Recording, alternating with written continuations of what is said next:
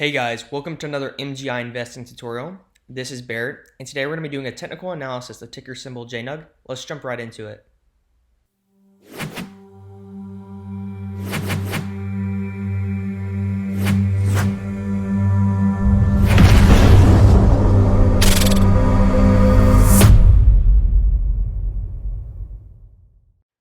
Okay guys, today we saw JNUG up around 4.2%, ending the day at about $5.13, and then now and after hours it's about exactly the same.